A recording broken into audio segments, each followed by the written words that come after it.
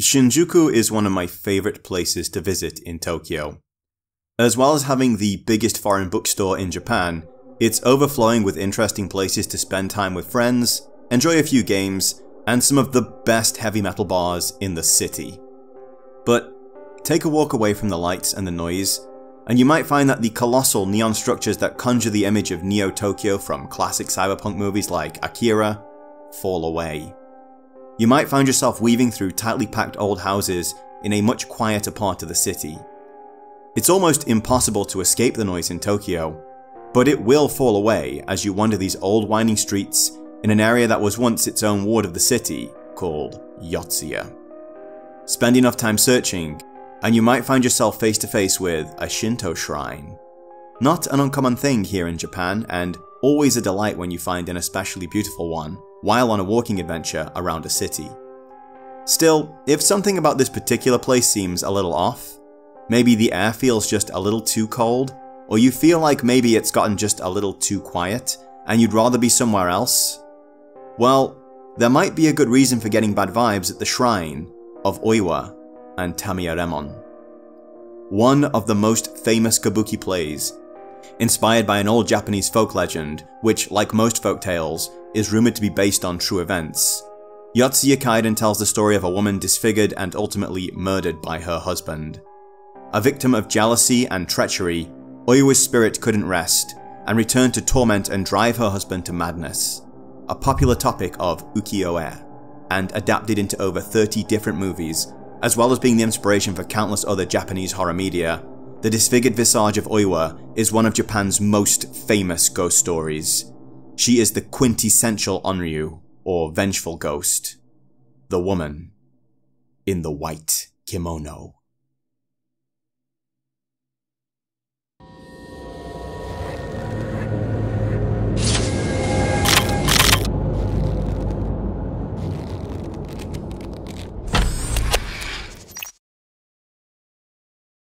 I hope you'll forgive the somewhat dramatic and misleading introduction, especially given that I'm about to show you how the magic trick works, but I feel a good ghost story needs a touch of the theatrical, and the bizarre way stories and storytellers can rewrite history to create more powerful legends is a theme we'll be exploring later. While Yotsuya Kaiden is a very popular play, there's absolutely no evidence to suggest anywhere that it is anything other than a total fabrication. I had to do a little digging in Japanese to get at this, because Wikipedia is not a good academic resource. There are plenty of statements in need of citation in their entries, and plenty more citations that just lead to dead pages. Likewise, all the top results you get when diving into this are either poorly researched articles, or ones more interested in selling you a story than actually showing you the facts, making any kind of even half-serious scholarly research a gigantic pain in the arse. What I discovered though is that the so-called folk legends that inspired the play most likely surfaced after the play had been released. Professor Masakatsu Gunji, scholar of Japanese literature at Waseda University, even speculated that these rumors may have been started as a kind of viral marketing campaign, though there is no substantial evidence to back up this claim. Due to its popularity, everyone was talking about it, and given the lives of simple and mostly isolated country folk in the 19th century, and the massive distances between settlements, especially in a dangerously mountainous country like Japan, well, you can see how a few embellished retellings could seriously warp the narrative, changing it from a popular kabuki play conjured in one writer's mind, to a tale handed down through the generations, dating back centuries, and even confirmed by different sources in different parts of the country. At the actual shrine, okay, I got you there too. This isn't even a Shinto shrine. It's Yoonji. Ji meaning temple. The original Oiwa Inari shrine was damaged in the war and relocated, and this temple was built here in honor of Lady Oiwa. It's a really beautiful and peaceful place. Oiwa herself is interred here at Myokoji. Yes, she was real, but her life and love with her husband was nothing at all like in the play. And praying here is not only thought of as exceptionally lucky in general, but also very good for matchmaking. Still, there is power in legends and ghost stories. Power enough for them to run away and try to write themselves into the larger cultural zeitgeist. For that reason, we'll return to Tokyo and Oiwa later, but this is something that also happened to the very made up mansion in the very made up story that we are talking about today. Projectzero, just Zero in Japan, and fatalframe in the USA, you guys got the much cooler name this time, began in the mind of director Makoto Shibata. This is the part of the video where I at least feel comfortable confining my research to Wikipedia and a few of its links. However, one major resource I used when unraveling the creation of this game was the interview with lead developer Shibata-san and producer Keisuke Kikuchi that was documented in the Japanese Zero Perfect Guide. This had thankfully been uploaded and archived in the Wayback Machine, and I was able to translate it with the help of ChatGPT. Mr. Shibata is a longtime employee of Koei Tecmo and a lover of atmospheric horror. His first game credit is a very interesting 3D dungeon game called Tecmo's Deception: Invitation to Darkness. I didn't know anything about this game until I watched this video here, but it was apparently while working on this supernatural revenge story filled with demons and gothic castles that the idea for what would become projectzero first took root.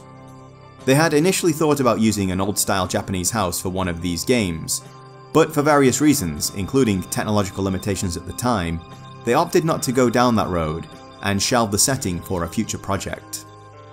The success of games like Resident Evil, and especially Silent Hill, had shown publishers that there was a demand for Japanese horror in the gaming space, and Mr. Shibata was strongly inspired by the atmosphere and storytelling devices used in the original Silent Hill. It was quite early in development though that ghosts were decided upon as the main antagonists for the game, as this was clearly an untapped reservoir for the emerging horror game genre, and something that could set projectzero apart from other games like Resident Evil. This would also give the game its distinctly Japanese look and feel, and also brought about the name Zero. In Kikuchi-san's words, "Since we were going for a Japanese-style horror approach, we decided to set the enemies as ghosts. When we were pondering the existence of ghosts, I suddenly thought about how we use zero to represent something that doesn't exist in the world, so we decided to name it Zero."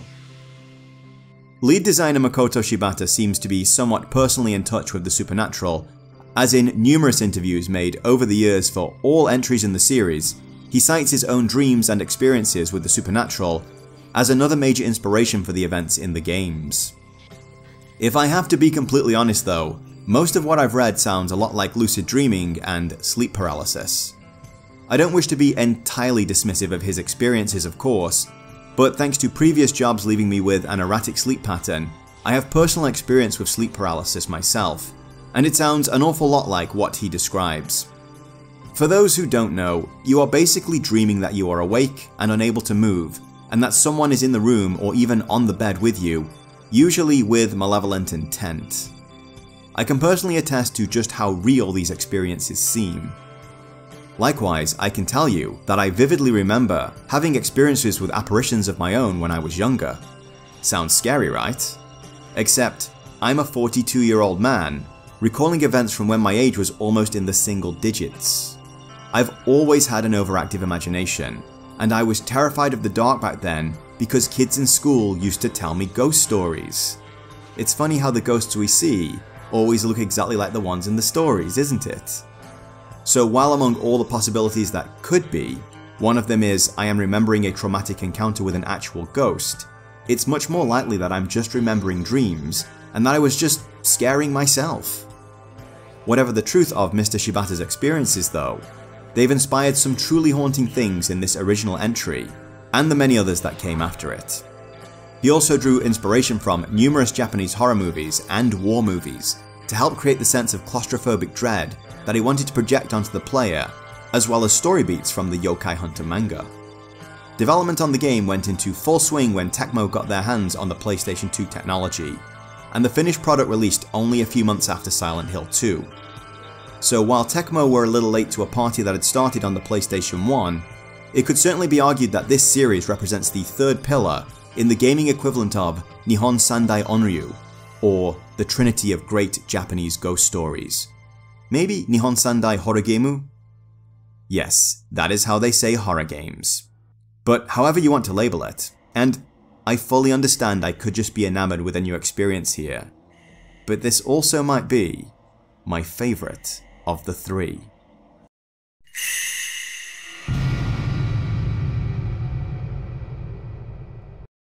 Before moving forward, I just want to do a little housekeeping here. Unlike my retrospectives of Silent Hill and Resident Evil, which were personal trips down nostalgia lane for me, this is actually my first time playing this series. I worked in a video game store through the end of the PS2 era and into the PS3, Xbox 360 generation, and I actually recall seeing these games on the shelves there. My boss told me it was probably the scariest of the horror games he'd played so far. He never really explained the exorcism powers of the camera in the game, and described it as the game where you can't fight and just take photos of ghosts. And while I was over my fear of the dark and overall skeptical about all things supernatural by that point, I felt it better to simply not invite more sleepless nights into my life. I was drawn to this finally because of Avalanche Jared's retrospective on the entire series that you can see here, and I really recommend you do if you haven't, and the potential the story had for leading me down a folklore rabbit hole, which in a way it did, and we'll talk about that later.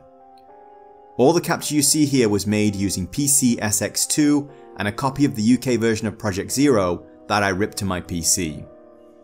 As much as I love retro gaming on original hardware, it simply isn't practical in my current apartment to have multiple retro consoles lying around.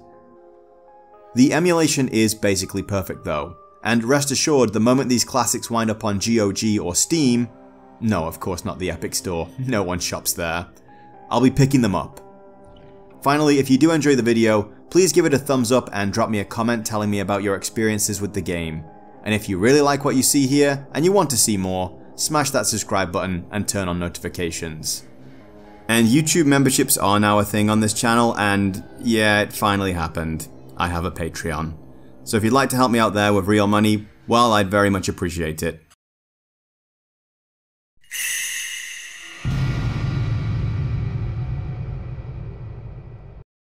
The story of projectzero is something that is revealed in a slow and somewhat disjointed fashion. In fact, as we take control of our protagonist, Miku Hinasaka, and explore the fabled Himuro mansion, we actually find ourselves catching snippets of several stories that belong to various people who explored this place before us. It's as we piece together their notes and stumble across their unfortunate ends, that we start to realize what the greater dark power is that stains this ground, and how it was formed, and what, if anything, we can do about it. Our heroine for this saga makes it very clear from the outset that both her and her brother have always been able to see things that other people can't. This eccentricity left them somewhat isolated from others, and led to them developing a deep bond even for siblings. Our prologue chapter actually begins with Miku's brother Mafuyu exploring this place in search of his mentor, the best-selling novelist Junsei Takamine. Mr. Takamine and a small retinue came here to investigate the many strange stories connected to this place, and he and all his party mysteriously vanished not long after. Now, Mafuyu and Miku are not only blessed, or cursed depending on how you look at it, with a sixth sense of sorts, similar to that possessed by their mother, but he also has access to an old camera that is something of a potent family heirloom. And while it's never formally named in this game, it is in fact one of the camera obscuras created by renowned occultist Kunihiko Asao, one of several cameras believed to have the power to not only reveal spirits, but also exorcise them. So as one of the many angry ghosts that haunts this poison ground attempts to move in on our boy, well, let's just say, the cat shows his claws.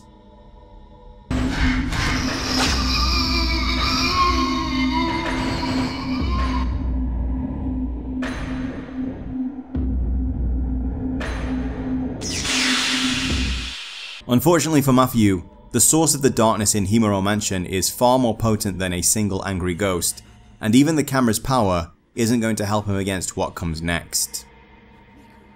And so it is, sometime after this, that our heroine arrives at the same location to begin her own harrowing 3-night adventure of absolute terror.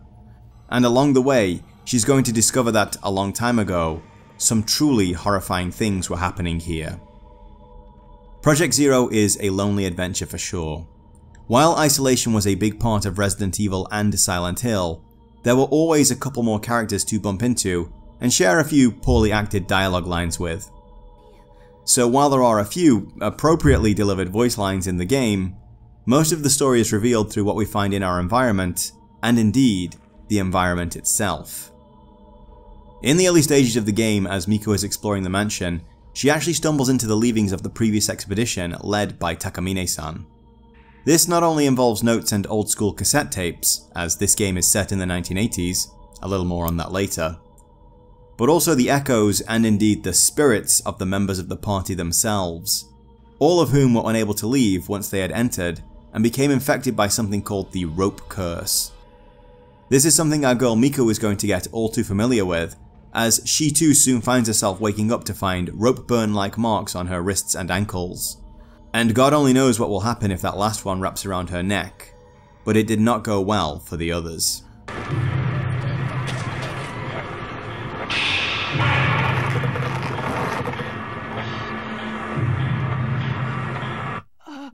The story is somewhat disorienting and disjointed at the beginning, but I think that's what makes the whole thing so damn intriguing.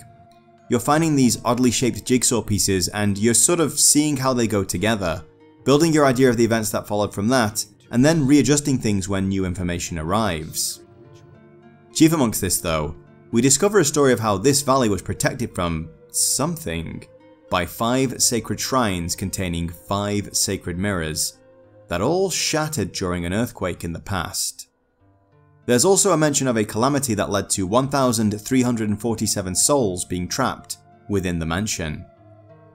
Then there's talk of a shrine maiden, a girl who is isolated from the world for a long time and prepared for a sacred ritual to hold back a terrible power. A ritual that has something to do with ropes. Ropes are actually a common thing found in Shinto shrines and play a big part in ritual purification, but still, there seems to be something ominous about these particular ropes, and the strange mark that so many who come here, including Miku, are finding on their bodies. So we could call this a mid-game spoiler section here. Well, even if you are doing a totally blind playthrough, you can probably figure out this part by the end of the first night.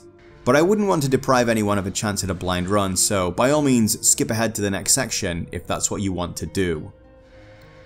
For the rest of us, well, we soon discover that beneath Himuro Mansion is a gate to the underworld referred to only as the Hell Gate, that leads directly to a powerful dark force known as the Malice. The Himuro family were tasked with ensuring this gate was sealed by performing a human sacrifice every 10 years of one of the girls in their family, and everything about the way this little girl would be selected to her ultimate fate is about as shocking as you could possibly imagine. The final ritual was called the Strangulation Ritual, and involved the maiden being strapped onto an elaborate rack with her wrists, feet and neck bound by ropes, and then those ropes being tightened until... well, I don't think I need to spell this one out for you. The bloodstained ropes along with the true divine mirror are then used in a second part of the ritual to seal up the Hellgate for another 10 years. So I guess you're all wondering, or maybe you're well aware of what went wrong. The chosen rope shrine maiden isn't some desperate lost soul, but an anointed lamb.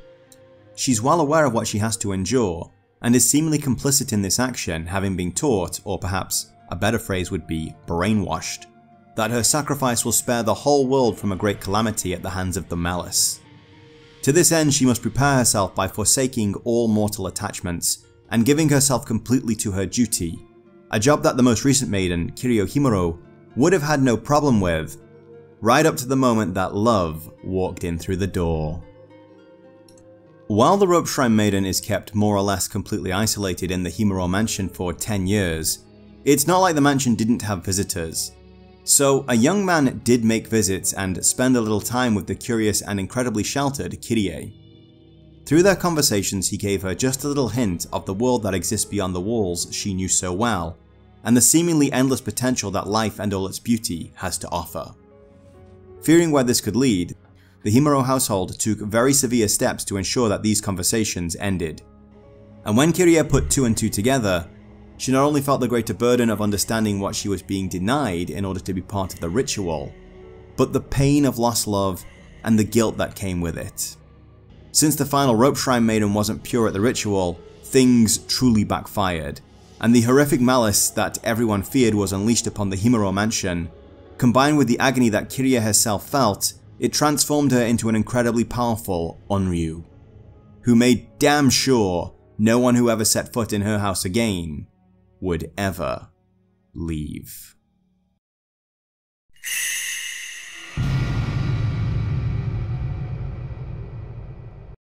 While the quality of games like Resident Evil and Silent Hill were what Shibata and Kikuchi were aspiring towards with their game, they were also looking for ways to make this its own unique product, with its own personality.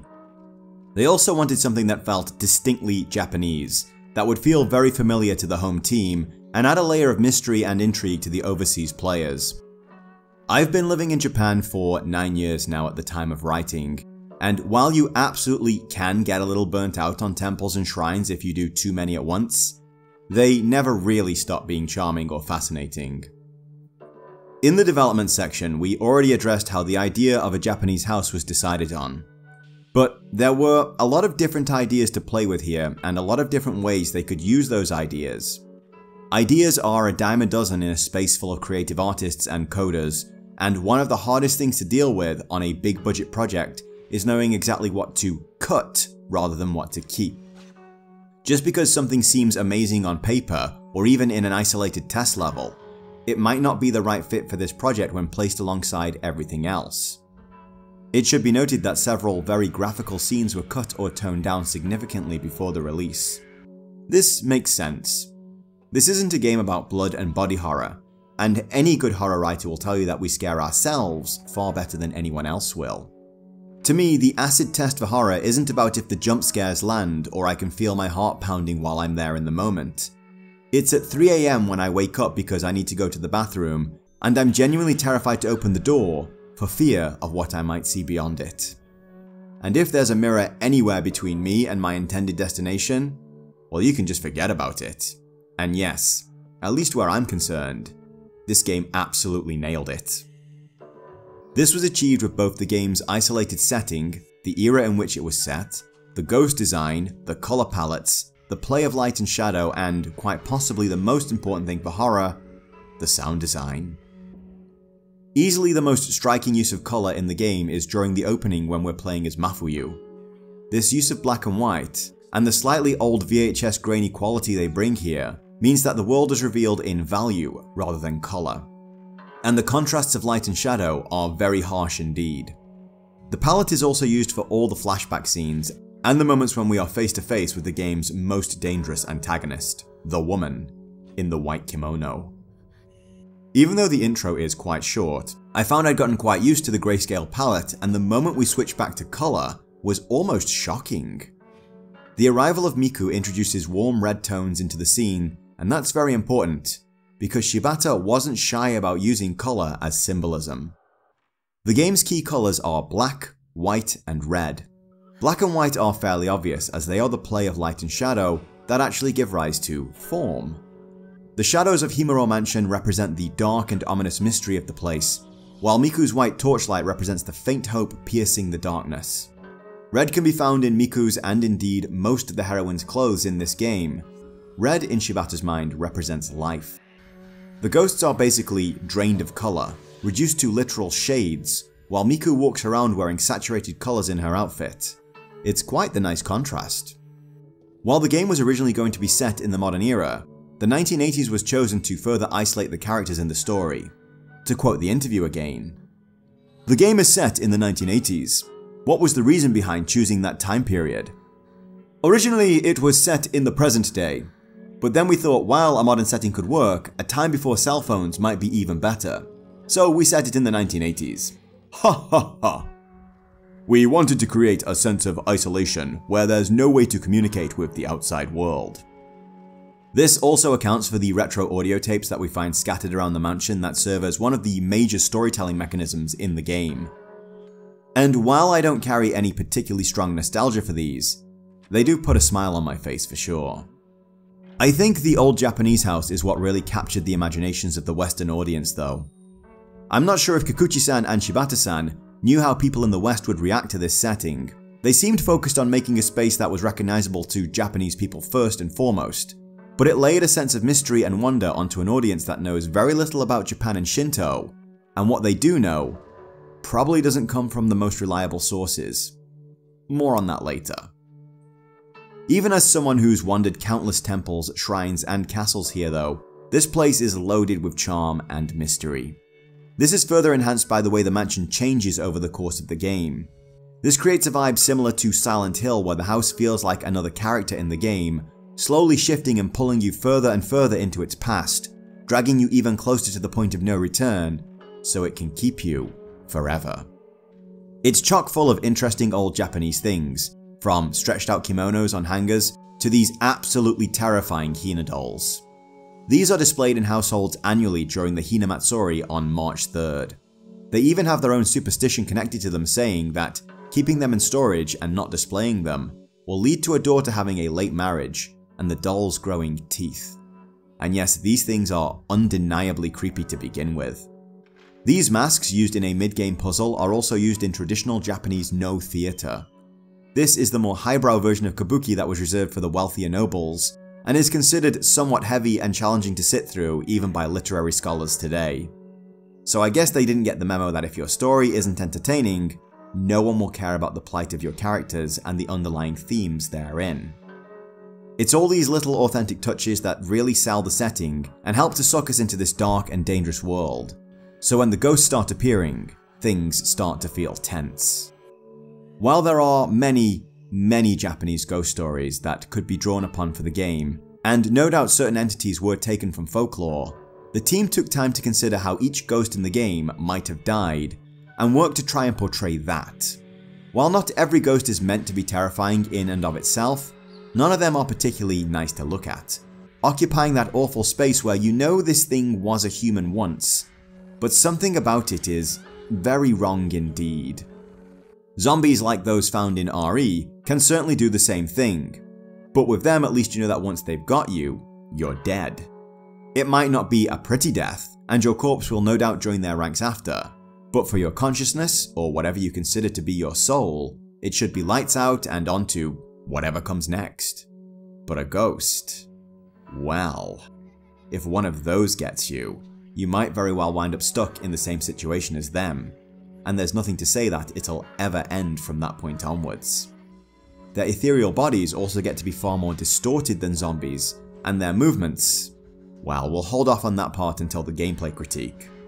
Combine all that with all kinds of atmospheric noise, because projectzero really doesn't have much in the way of a soundtrack, and you've got a recipe for making people seriously consider just wetting the bed and cleaning it up in the morning, versus making the trip from their bed to the light switch in the dark.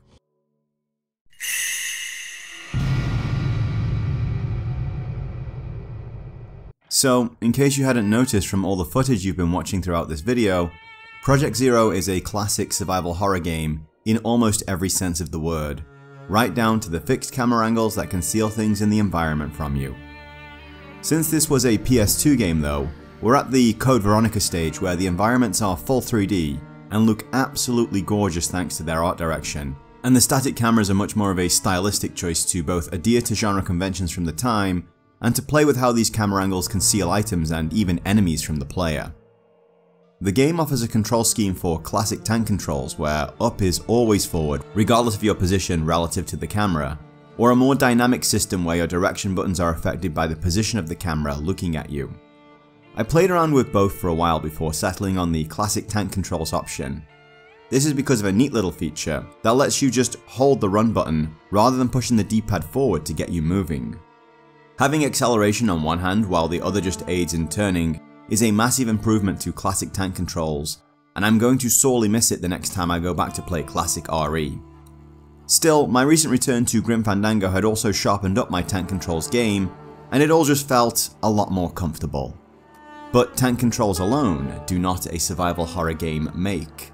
In fact, and I know you're going to hate me for saying this if you're watching Jared, but I don't think they're even a critical part of the formula. So since the name survival horror has been more than a little abused since Capcom coined it to describe the first RE back in '96, how about we take a minute to get our definitions clear. I categorize game genres by their player experiences first and foremost. Sure, subgenres like first-person shooter needs to be in first person, but not every shooter is a first-person shooter. So for the survival portion of the genre title, we're talking about managing very limited resources that in turn forces you to ask hard questions about how you deal with each step of the game. However, this is a lot harder to pull off than it might seem at first. Just giving the player a 6-slot inventory, and then throwing them into an environment that isn't all that well thought out, can lead to enough frustration and complaints that you have to patch in a fix for it for your 1-year anniversary. There's a delicate balance, or a dialogue of sorts, that takes place between the inventory size, the puzzle layout, and the enemy placements around the map. You want your players to be able to think and plan clever routes around said map, and think carefully about which enemies they use their limited ammo on to clear out, versus which ones they'll leave alive. Your players should feel rewarded for doing this well, while inversely realizing they only have themselves to blame when they show up at a location without a key item, and have to repeat the journey to and from their storage box twice, facing all the dangers along the way, going there and back. So, if I, for example, make a good plan to get a key from my storage box to a locked door, execute it flawlessly, only to find that the room beyond is pitch black, and I need to go back and fetch the damn torch, that really shouldn't take up the same inventory space as my shotgun, you might be thinking, how the hell was I supposed to see that coming? Versus the more desirable, damn, I should have seen that coming. It's a subtle difference for sure. Anxiety is anxiety after all, but the judgments we make about it make all the difference. And if you're wondering why I'm bringing up old Signalis issues that have already been patched out, well, it's because I think for this reason that projectzero, similar to Silent Hill, has unlimited inventory space. While health recovery items and available ammunition, in this case film for the camera obscura, are in limited supply, you're fine carrying all of them and your puzzle items, along with a small library's worth of notes and files around the mansion with you at any time. This might seem like a misstep because, all things considered, Himuro Mansion is one of the smallest survival horror environments I think I've ever explored. So surely an unlimited inventory is quite the luxury, right? Well, no, because while it's quite a small place, it's probably one of the most dangerous I've explored. During our 3 nights of terror wrestling with the dark and all the things hiding within, we are required to find keys and do some fairly basic puzzle solving to slowly unlock more and more of this place. However, the house feels like it has a mind of its own, as with each night things change. The benefit of this is that at the end of each chapter, most rooms get a refresh on their items, meaning you have plenty of incentive to go rooting through all those drawers and boxes again. And given how dangerous the enemies in this game are, you are probably going to need to. On the other hand, as we seem to sink further back into the mansion's past, doors that were boarded up at the start of the game suddenly become accessible, allowing us to open shortcuts between areas and avoid anything grindy in the exploration. We'll also be revisiting areas we've already traversed on various missions, as key items that weren't there one night will be there for another. This makes the space feel less small and more tight. The developers created a very efficient map and figured out how to exploit it for all it's worth, so that even when revisiting places you've been to several times, there could still be a surprise or two in store for you. This also helps with removing the feeling of safety you can get in some older survival horror games after you set up a few safe routes around the map, and keeps the tension you have at the start of the game high all the way through. The camera obscura is more than just a weapon of ghost exercising power. Its power to reveal the unseen is also used in the completion of a lot of puzzles. Sometimes you'll be faced with a door locked by a talisman, and snapping a picture of it will reveal a location that you have to travel to and locate another harmless ghost that you'll have to snap in order to banish the lock on the door. There's actually a lot of harmless ghosts all over the mansion that you can take shots of to harvest points to spend on upgrading your camera, and we'll get to that a little later.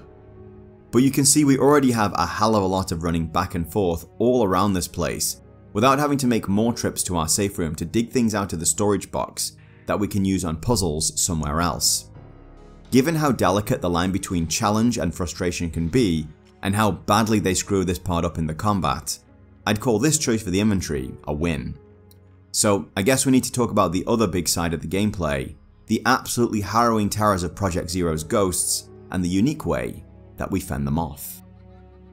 projectzero's ghosts are disturbing creatures to behold, and any single encounter, especially from the end of the second night onwards, could be a game-ending one. There are pros and cons to this approach, but overall, the cons outweigh the pros. And I'm not even going to try to pretend I didn't use save states to scum my way past what I consider to be the game's more broken and unfair encounters. A younger me had a higher tolerance for this bullshit for sure, but a younger me also had a higher tolerance for blitzball. Now I've got 2 jobs and something resembling a social life to juggle around my games. Since these are ghosts, a lot of the tactics we might use on Resident Evil's and Silent Hill's more physical enemies aren't going to cut it here. We can't just escape through a door or into a safe room this time, so while running away is an option, and I strongly recommend you do a lot of that on the 3rd night, or you're going to be left with no film for the final battle, it is overall better to stand your ground and fight these things. Not only can these ghosts move fast and are able to follow you through walls and even into rooms with save points, but some of them can actually seal up doors, making it impossible to exit an area until they've been vanquished. And look, I know our girl Miko is cute, but this is not how you get a girl to pay attention to you. A lot of our enemies actually fall into a mini-boss category too, that have to be eliminated in order to gain access to puzzle pieces or enter new areas. In fact, given that each ghost has their own death animation, they all have this sense of being a mini-boss versus simply a grunt. There's also a bit of RNG on ghost spawns, especially if you spend too much time in an area. I've read that a certain very powerful stalker ghost can also come to find you, but I never actually had that happen outside of scripted events, so let me know in the comments if that's really a thing. All of this is offset, however, with long periods of, well, nothing. This has to be the boldest and one of the most well executed parts of the game. The fact that the ghosts can and do leave you alone for long periods of time to just get things done, while all the while they just linger there in the back of your mind, making you wonder if you should just zip back to the nearest save point before completing the next objective, or if that little detour will be what causes the next enemy to pop. The pacing here is so well done that it absolutely shredded my nerves, and a big reason for this is just how intense the combat is. Projectzero's combat is a stroke of genius in idea that just needed a little longer in the oven to get the execution right. All survival horror combat has a kind of risk-reward system where letting enemies get closer will increase your damage and critical hit chance, while inversely placing you in a much more dangerous position. But this game goes a little extra with it. Raising the camera obscura will put you into a first-person mode with a severely reduced field of vision, and have you staring down one of these ghastly things as they approach you, while all the while you try to keep them in the frame. It's quite rare, in this game at least, that you'll encounter more than one enemy at a time, so it's not like you have to worry about something coming up behind you while you are targeting one guy in particular. But these things can phase about an area, teleport behind you, and hide in the walls, so you may need to drop the camera and change position very quickly. Enemies like this blinded woman, for example, will become aware of your position and rush you after you've hit them, which will seem annoying at first until you realize you have to adopt a shoot and move strategy to bring them down. While these horrors advance on you, the camera will charge its power, meaning holding off until the ghost is very close is going to give you a much more powerful shot. But waiting until the moment of the attack is going to land you with an all-powerful zero shot. One might say, a fatal frame. He said it! He said it! These will not only net you the most damage, effectively saving your film, but also give you the most spirit points for the camera upgrade system. This sees you earning spirit energy for snapping ghosts, and in turn spending that to upgrade the camera's basic functions and unlocking special abilities to give you an edge over tougher enemies. It's quite the nice touch really, as it rewards you for engaging enemies and skillful play while doing so. So yeah, this whole system is just harrowing and exactly what you want from a game about fighting ghosts. Well, this is okay too. Unfortunately, they really dropped the ball later in the game. Now, I'm not going to be too critical here. In fact, let's see the positive in all of this.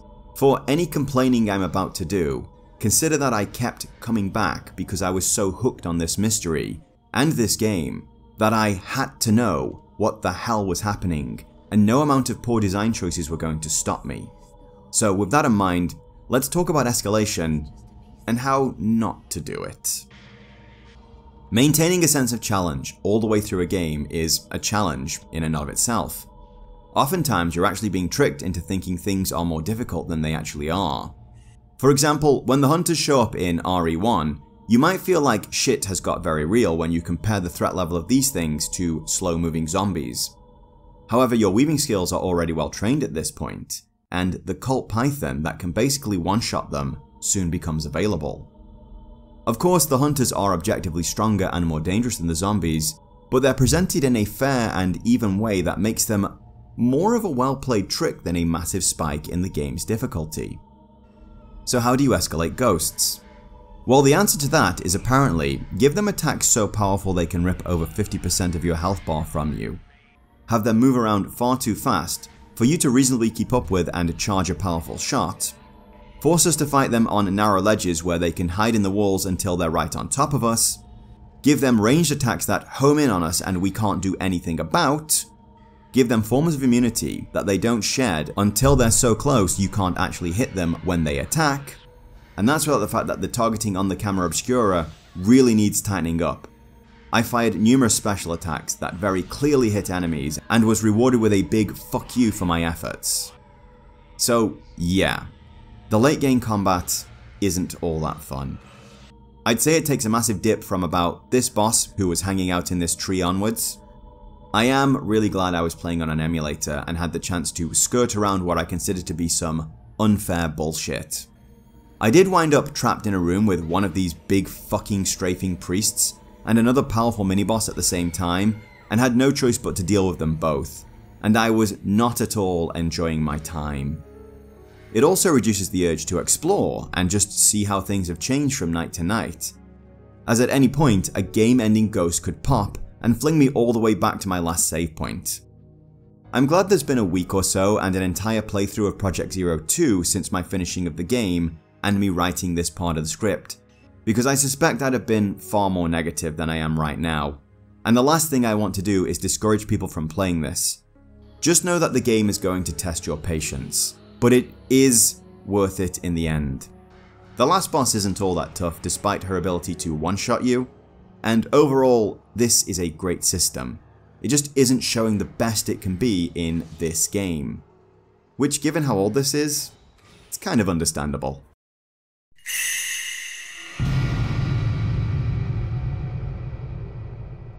So I must confess that this particular section is a little self-indulgent. One of my few half-baked academic interests is mythology and folklore. I'm especially interested in tracing the origins of certain supernatural and mythological creatures back to their original sources, and seeing not only how they transformed into what we think of now, but how that modern image has gone on to kind of usurp all previous versions of it. Ask most people what a vampire is, and they're probably going to say something along these lines.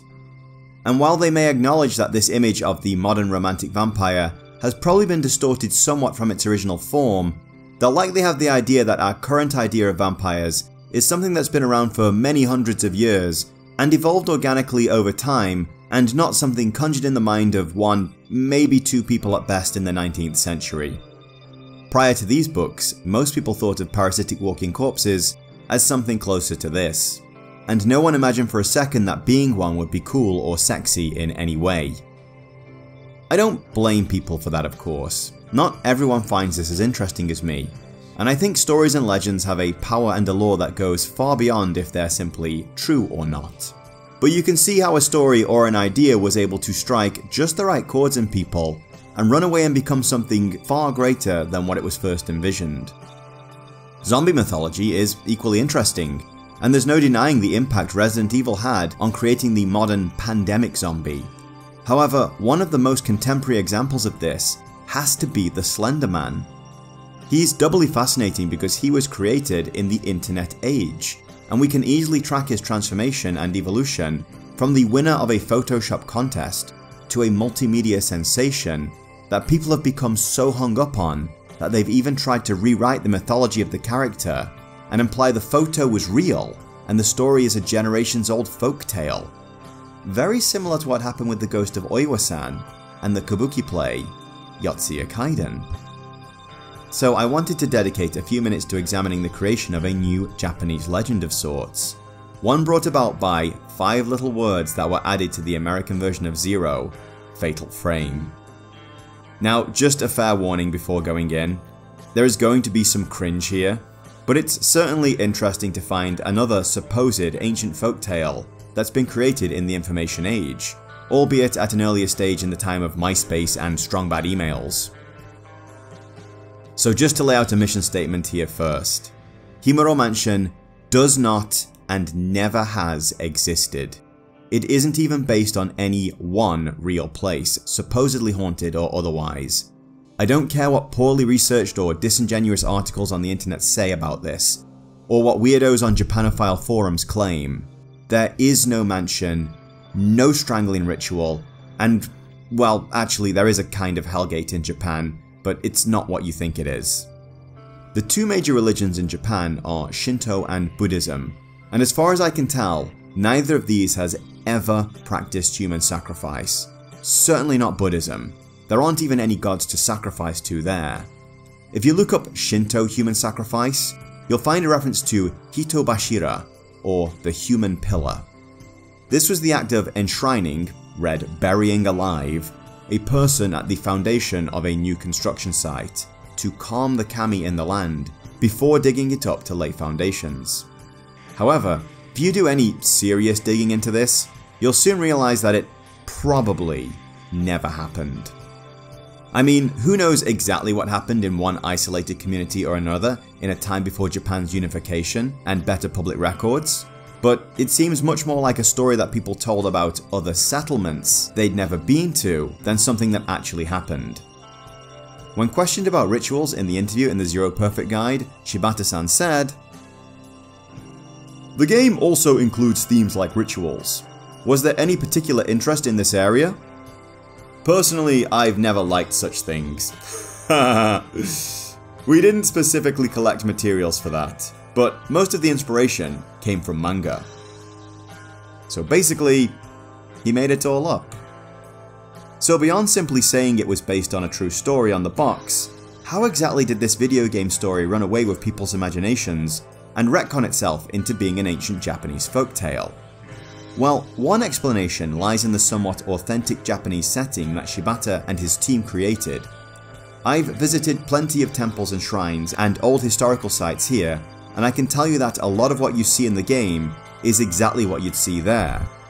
And I've no doubt at night time, under the right conditions, it might feel a little less peaceful and charming, and a little more malevolent. We've already talked art direction though, so there's no need to go over the same ground here. Now, Japan has many ghost stories of its own.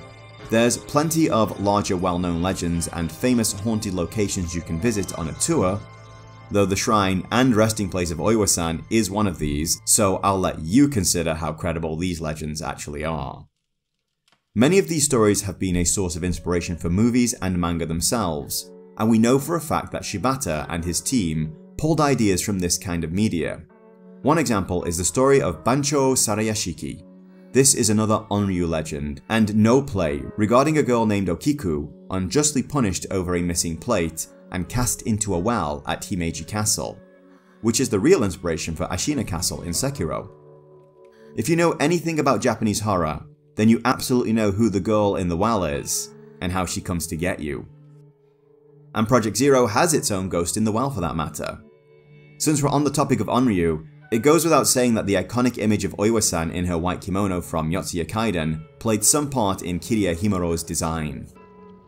So when you start to combine the image of popular Japanese horror with a setting that people can look at and feel it's very Japanese, and the idea that this tagline here has to be there for some reason, well, it just starts to kind of feel right that maybe this world that's so far away, with such a different culture, might have some kind of story that might have inspired all of this.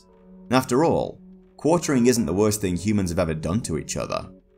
But to further seal the deal was this quote taken from a press release here.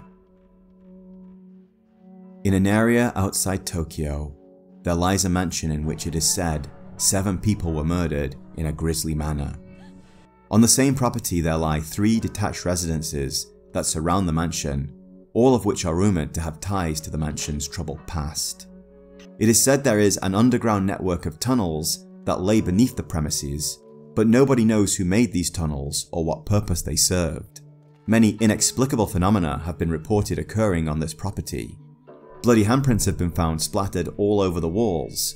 Spirits have been seen spotted on the premises, even in broad daylight. A narrow stairway leads to an attic where a spirit-sealed talisman is rumoured to be locked away. Men have sought this talisman only to be found later with their bodies broken and rope marks around their wrists.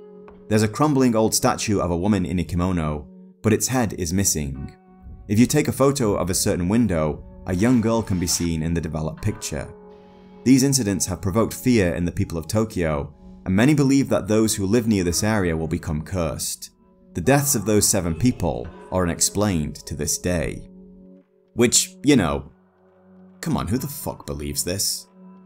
The quote is only paraphrased on the Wikipedia entry, but is laid out in full on the Lost Village Zero wiki website, which is a great resource for all things Project Zero. The Wikipedia link leads to an IGN article which does not cite any source and has a couple of random pictures of Japanese houses and shrines mixed in with the game images, but again, doesn't give any information about where these pictures were taken, though Google Lens can shine a light on some of them. But honestly, these could be any stock photos of any shrines anywhere in Japan. The Lost Village wiki though, that's a bit better since they have this link here. That's completely dead. Okay, let's check the Wayback Machine. So this is clearly some kind of Fatal Frame promotional page where the so-called press release with the so-called quote probably existed at one time, which hardly seems like a credible source. But okay, I went a step further. If this house is so notorious, it shouldn't be that hard to find, right?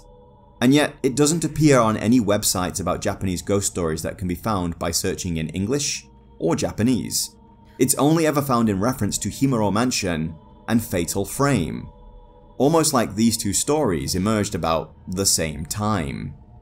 Now my kanji isn't great for sure. My Japanese is conversational, and I only really know a few hundred kanji that I see every day. So it's not like I did the most exhaustive search possible on this, but again, a story this famous in Tokyo shouldn't be that hard to track. Likewise, searching for terms like Japanese famous murders turns up results that frankly make me think, we don't deserve to be on this planet. So maybe we can start putting it all together. Fatal Frame was published and marketed in Japan and America by different marketing divisions within Tecmo. The American marketing team added the tag to add intrigue and appeal to the game. The European release was published by Wanadu, and the true story tagline isn't in the UK release. Shibata-san may have been aware of what the USA marketing team were doing and even signed off on it, but I'm quite sure he never said these words. I mean, you think such an important inspiration as this very strange house with its tunnels and mysterious deaths would be something he'd talk about in his Japanese interviews too, and I've not been able to find any reference to it by translating any of these. So, where does that leave us? Well, with absolutely nothing. I'm sorry guys, but it's a total dud. Honestly, it would have been nice to discover an actual place that inspired this mansion and take a trip out there, but it's a total fabrication. I mean, I did find out about Oiwa's shrine, so that was cool I guess. But hey, why let facts get in the way of a good story? After all, stories are a great source of inspiration for us. They excite us and fuel our imaginations, and remind us of just how little we understand of this incredible universe in which we live. And if it's not especially harming anyone, is it that bad? I mean, this story sent me off on an interesting adventure of my own, so I can't exactly complain, and I feel I know more about this game's development and actual inspirations for having tracked down the interviews that I did in order to try and puzzle this out. And as a marketing ploy, well, if people are still making videos and writing blogs about this supposed ancient Japanese folktale even now, even with all the evidence out there in plain daylight for anyone to find, we have to admit, it certainly worked.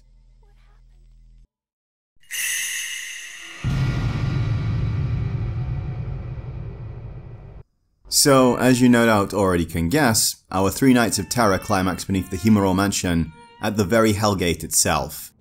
We've been on a mission to find pieces of this shattered divine mirror, as this may be the only thing capable of defeating the malice, and we've got 4 out of 5 pieces. The bizarre time shifts we've been experiencing finally allow us to catch up with Mafuyu, who has been kept alive because he bears a shocking resemblance to Kirie's murdered lover, and she's in mind for the two of them to spend eternity together down here in the dark.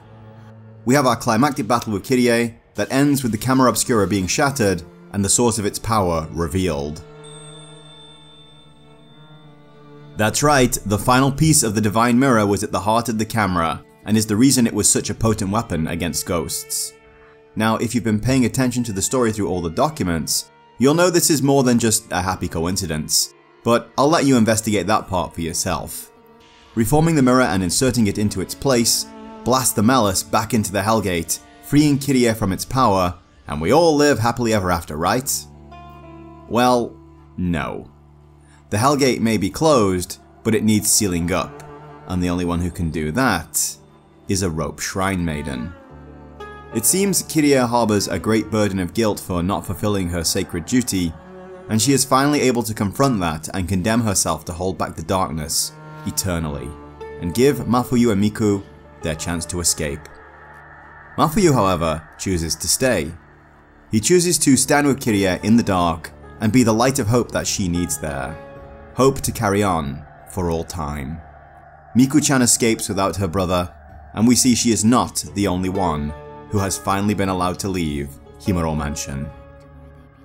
I guess one big question we're left with is, what do we take away from any of this? This isn't an Alessa Gillespie situation where everything about what happened to her is objectively wrong. The Himuro family and their awful ritual really seem to actually work. I mean, there are some plot holes for sure. The Malice, once freed for example, seemed quite happy to just inhabit the Himuro mansion and only take those unlucky enough or stupid enough to wander into its domain. It didn't spread across the world and bring about some kind of supernatural apocalypse.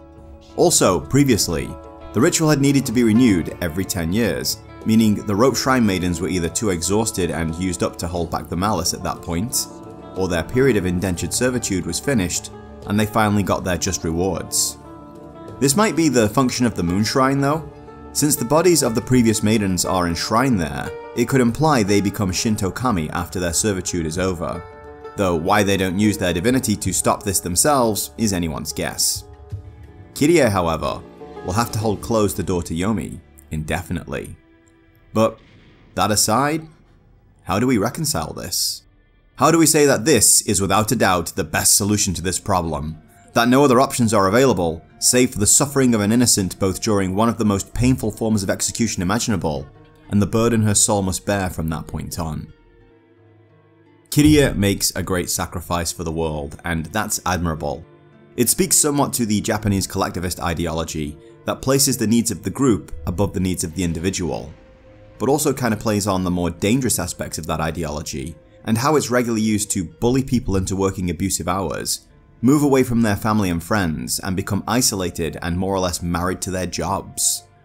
There is definitely nobility in placing duty, especially duty that spares potentially thousands of people from suffering above your personal desires.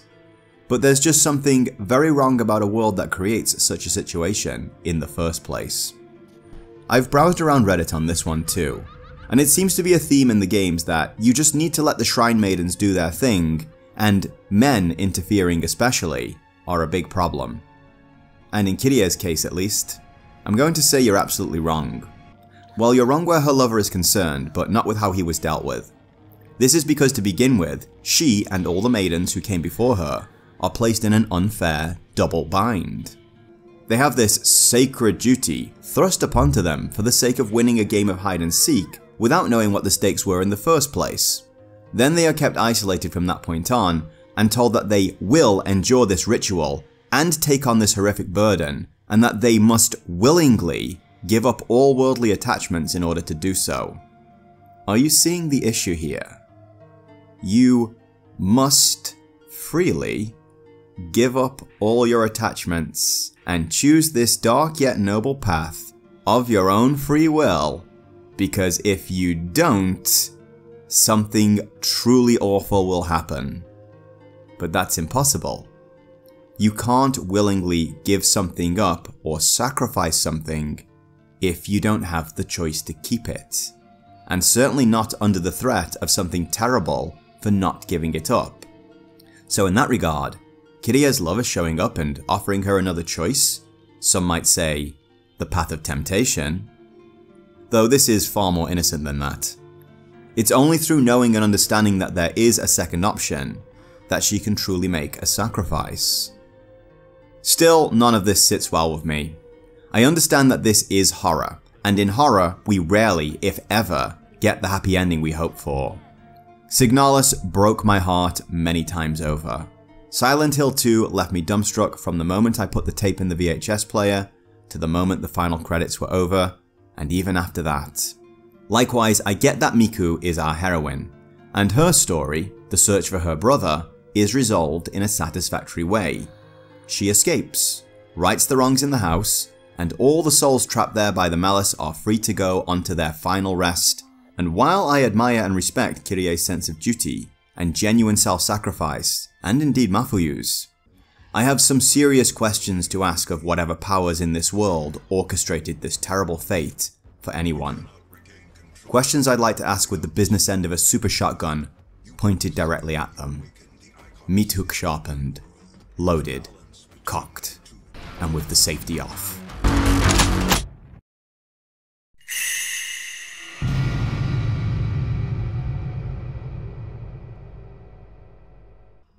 projectzero is one hell of a trip all the way down to the very bottom of the realms of horror. It has a story that's well crafted that, even at its climax, leaves us somewhat unsettled and concerned for the future of the world we've just found ourselves in. It reveals itself in a way that's intriguing, and keeps you wanting to come back to this mansion and uncover the next piece of the puzzle, even knowing just how stressful a trip around here can be. The game really is at its best though, when more or less nothing is happening. When you're just walking around this silent, creepy old mansion with this sense of growing dread that something is waiting for you just around the next corner, and is absolutely intent on making your life miserable when you meet. Of course, there's no way the tension and suspense would work without a very real threat to actually show up at some point, and the combat that forces you to get as close as possible to very dangerous enemies and look these nightmares right in their eyes is an absolutely awesome idea on paper, just one that needed a few more iterations to land. Despite its issues though, this really was an incredible time for me, and uncovering the truth of its development and how the mythology around the game exploded has been really interesting. While projectzero didn't score the 80s or 90s of the other two heavyweights of the genre, I'd say it absolutely earns its place among the greats, and could very well be the scariest of all three of these titles. So, yeah, color me hooked. I am absolutely down to continue exploring the PS2 days of these games, though hopefully they won't try the same marketing bullshit twice. Wait, will they? Oh, thank God. So it's usually about this time that I tell you what's next, right? And if you were around for the Grim Fandango video, you might be expecting some kind of thief-adjacent content on this channel around now. Given that I'm uploading this for release on Halloween, it's entirely possible said content exists, but given the pace of my work of late, and my resurgence of interest in the Unity engine now that they've pulled all their heads out of their collective arses, it's unlikely. So I've been busy in my notebook outlining 3 projects for the next month. One of them is the Lords of Shadow 2 video that I ducked out of a while back. Another is my Thief 2014 video, which should herald the start of a reverse playthrough series.